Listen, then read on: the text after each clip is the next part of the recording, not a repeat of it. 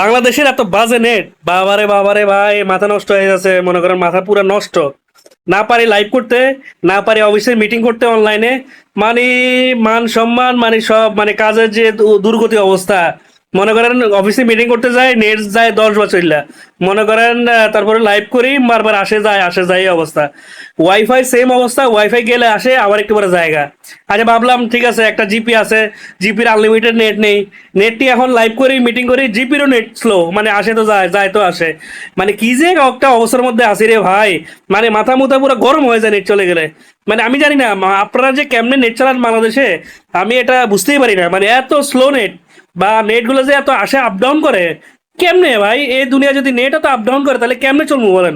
না পারি মিটিং করতে, না পারি ভাই কাজ করতে, না পারি লাইভ করতে। মানে জীবন অসুস্থ হয়ে গেছে ভাই। মানে জীবন আর ভাল লাগে না, মন মন চায় মানে মাথা বাইরে মরে যায় এরকম অবস্থা।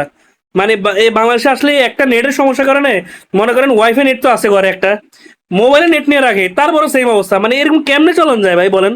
খুব মাথা গরম হয়ে আছে ভাই।